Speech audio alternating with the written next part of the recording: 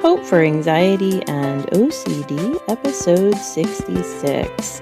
Today on the show, we are talking with Amanda Huffman, who's a licensed clinical social worker, about somatic experiencing therapy.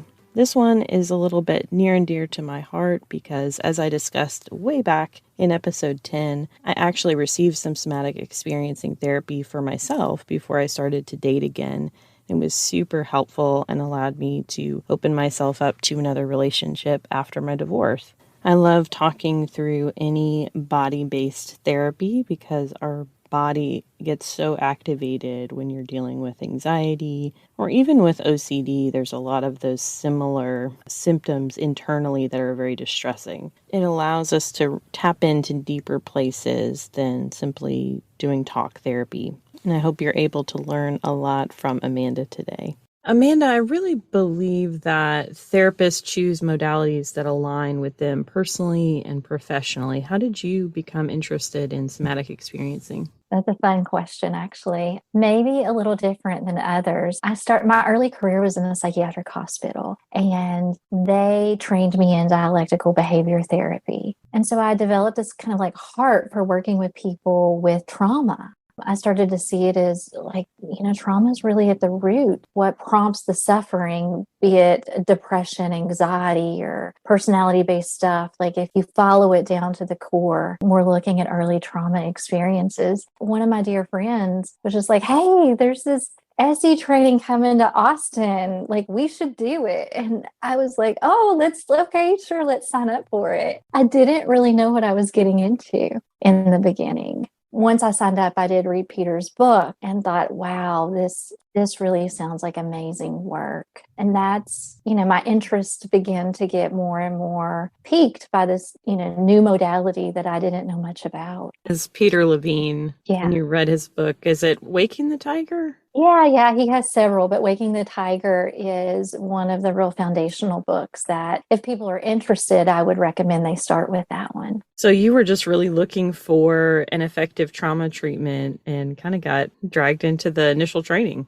Yeah, totally. And that's a funny story too, actually. So here I am in this training, didn't know what to expect. And, I come from a very cognitive world. I love DBT. I still use it. There's a place and time for everything. But so I come from this world of DBT, and now I'm in the experiential world, and I'm like, what's happening? And the training itself is different, right? Because it's a lot of like, let's get into this and let's practice with each other. There was this moment I was in like really close to the front, and one of the students in front of me started to have like a physiological reaction in the midst of the training. And so Maggie Klein, the SE trainer in Austin at the time, she said, would it be okay if I moved over and I did a little SE work with you, here in the to let people see it? The student was game for it, but I'm sitting right behind them. So as she's doing the SE work, I noticed my arms start twitching, and I'm like, what is happening to my body? I just went home and I laid on my couch, let it twitch. And I'm like, wow, like there is really something to this. There was something shifting deeper in my own body just by being near the work that was being done. And then I was hooked. I was like, I'm in it.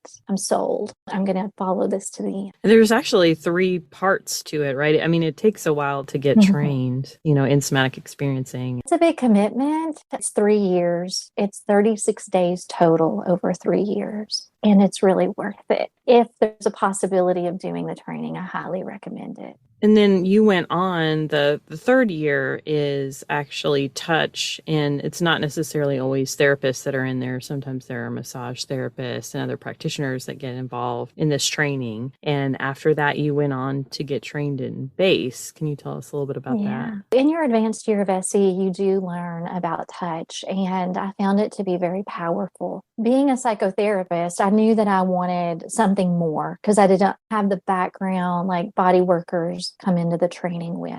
So Dave Berger, he's legacy faculty for SEI, Somatic Experiencing International. He's also a physical therapist as well as a counselor and a massage therapist, and he created a training called BASE, Bodywork and Somatic Education. The training really goes more in depth around anatomy. It's like thinking about the body globally, regionally, and locally. And so we might work more specifically in BASE with a structure like a kidney, your liver, your kidney, and do hands-on work in those specific areas of the body. Tell us about the theory behind somatic experiencing and how it works. Yeah, that's a big question. I'll try to keep it brief. So it was founded by Peter Levine. He was studying trauma and started to look at animals in the wild. Like, how do they recover from trauma if they survive an attack by a predator? That led him to look at the nervous system and to start to work with the nervous system in conjunction with, what we would normally do in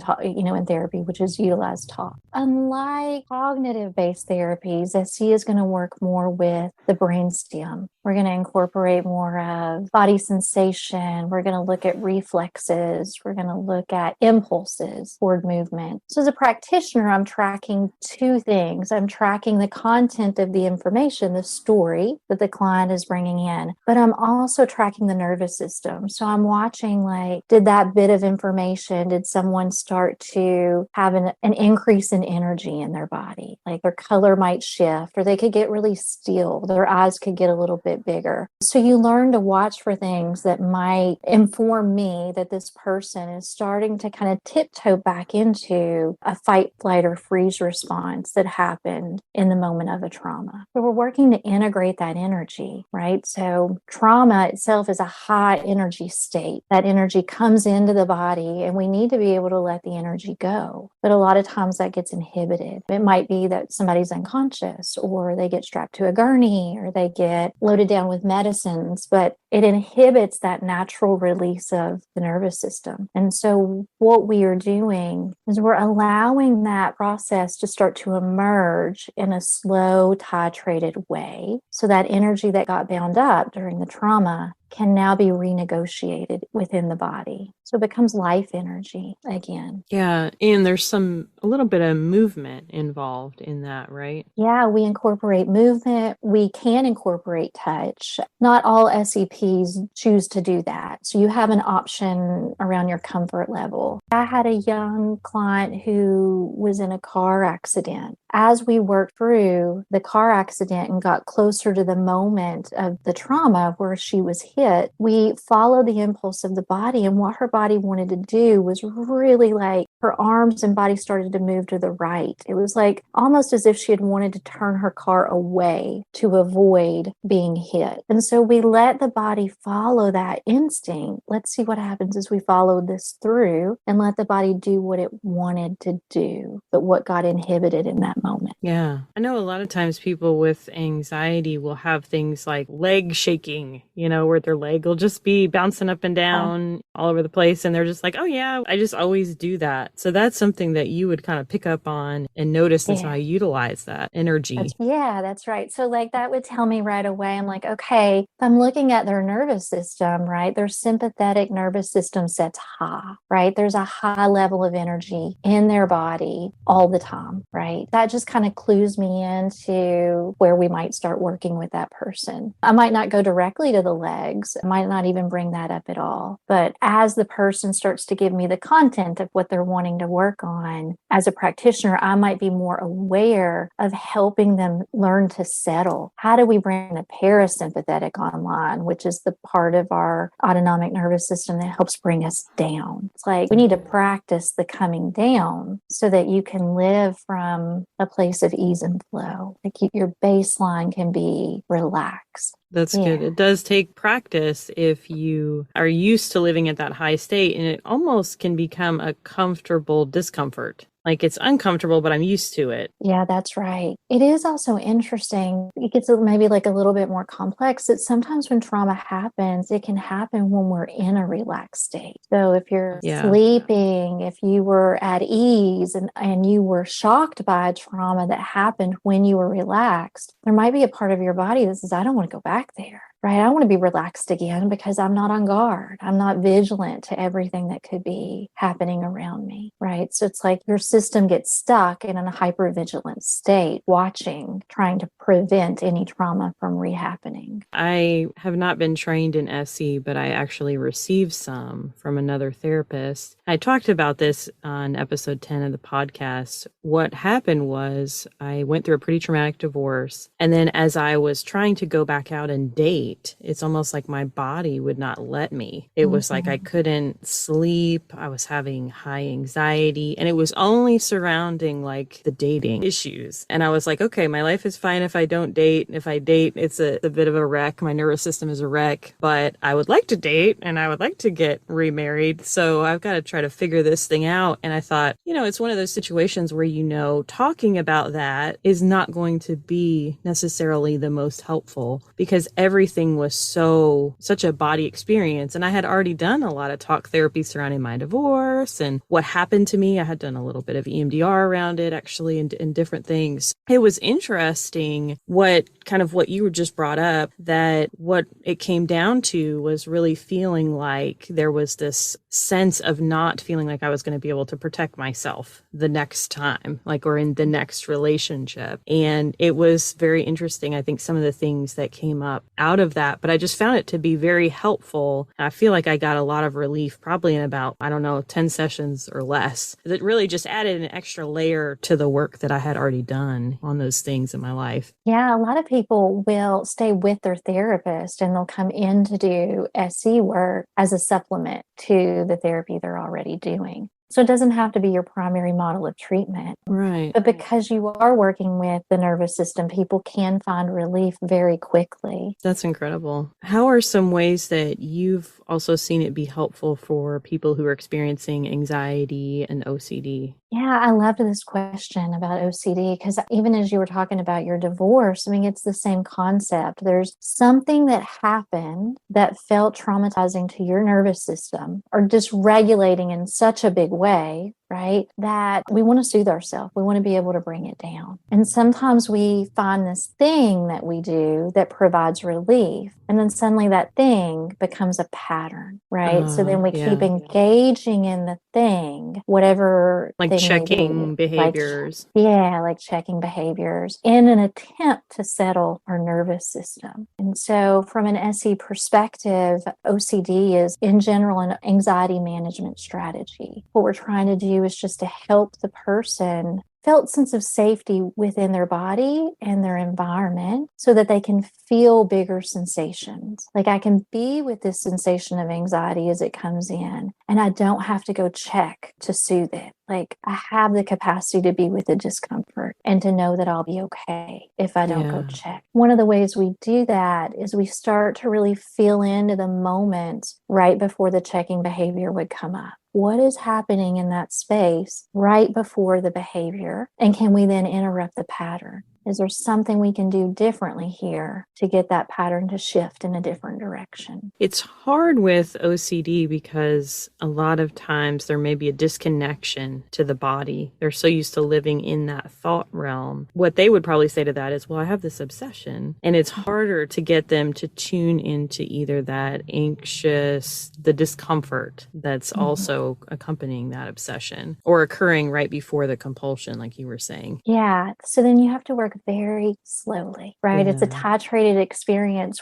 You might work with them around experiencing body sensations not related to the obsession or the compulsion, something that feels safer for them. So let's, in general, start to get you more in tune with your body, to live from a more embodied place. So then when we start to tiptoe into the anxiety, the compulsions, you're already going to have this kind of baseline to work with. You're going to know how to feel into your body. You're going to trust that you can be in your body in a safe way. So everything we do in SE is slow and titrated. Yeah, that's helpful because you're always trying to monitor and make sure this person, your client, is not getting overwhelmed which can And you gotta, happen in forms of trauma therapy, really any form of trauma therapy. People can become overwhelmed, and you do have to have a good like pacing and a process there. yeah, and it can happen in SE. There are times that people can slide into overwhelm very quickly. It's not necessarily about perfection, but it's about trusting that we can also come back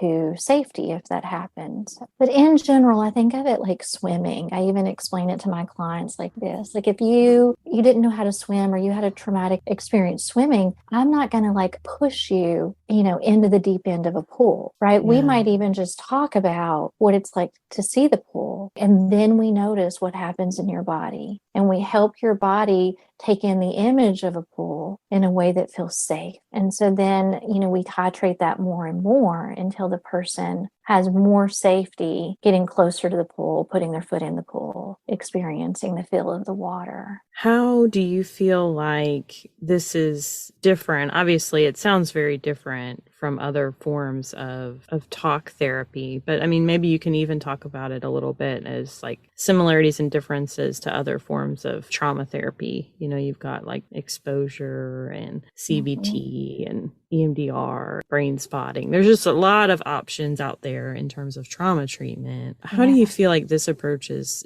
different? I do feel like it's different. The things that I am familiar with, like a DBT, CBT, they're going to work with your cognition. It's kind of like you have this thought and this Yeah. thought is wrong and we need to change the thought. And if we change the thought, then you're going to feel better. And sometimes that works and sometimes it doesn't. It's like, I know the thought's wrong and I still have the thought. And if it were that easy, I would have done this already. Yeah. Right. So with SE, what's different about it is that bottom up approach. We are looking at all of it, not just the thoughts. So, you have the story that's unfolding, but as the story unfolds, again, I am watching and tracking their body's reaction to their own story. And I'm helping them slow it down so they can feel the story in their body, right? There's something really important about being in an embodied place to be able to then get to healing, right? If I stay up in my cognition and I rush through it, then I might not actually feel it. And when I connect with my body and I can feel it, it opens up so many possibilities for being able to be with an uncomfortable emotion or find some type of completion to it Yeah. in a way where it doesn't reoccur. I know I started out doing some CBT based trauma therapy, and there was just always felt like there was something missing from Mhm. it. And now looking back and understanding what I know about trauma being stored in the body, something we've brought up on this show before is how much our body's really involved in that process of storing trauma and processing trauma. It makes sense why just kind of focusing on maybe lies that you believed about the trauma, like it was my fault. And you could get them to a place where they could say, okay, well, I know it wasn't my fault, but it always felt like their fault. Internally, there was something that resonated in their body that felt that that was very real. Yeah, it's like the developmental, the meaning or the story they create around the trauma. Very, very real when we're blaming ourselves for the trauma that happened to us. Now, through SE, as you work through the trauma and someone is experiencing the impulses, maybe to push away or to set a boundary or to leave a room, we're restoring what they wanted to do in that moment. And there's something really powerful about them recognizing that their nervous system took over and they really didn't have a choice in that moment. They have a choice now as we work through it again. It's like we have one foot in the past in the story and we have one foot right now in the present. And so we're restoring that choice to them. That's awesome. That's really great. And I want to rephrase that because it's not like we're restoring the choice. We're with them as they restore their choice. Right? Yeah. We're Yeah. just with them in it. I feel like that was an important maybe correction around language for me to make because it's not about me giving them something. It's about me being with them as they create something new for themselves. In terms of EMDR, we talk about like kind of staying out of the way a lot and allowing the brain to do what it needs to do. do you feel like it's similar in SE? Like there's an element of the body knows what it needs to do and you just kind of have to tap into that and find that out? Definitely. Yeah, we are always saying that the body knows what to do and to trust it. The body wants to move toward healing. And there are times that it gets stuck, right? There's a pattern that gets stuck in the body, and we are there to help. I love Dave Berger's word for it. He says nudge all the time. He's like, we're there to just help nudge it in the right direction. Even sometimes just being with someone is enough for them to start moving in the right direction. Just to know that they're in the room with somebody who's regulated and safe. Yeah. I'm curious your thoughts on Christian faith and SE. Well, I think about, I come from a Christian background. I got my master's in divinity, and I think SE goes hand in hand with my Christian faith. If you think about it, the healing that Jesus did was he was hands-on. He put hands on people. And I think about that often when I have people in my office and I'm doing work that's hands-on. And remembering that it's just an honor to be with this person, right? There's this human in front of me that I get to be with in their healing journey. So for me, it goes hand in hand with my faith. So towards the end of the podcast, I like to ask our guests to share a story of hope, which is a time in which you received hope from God or another person.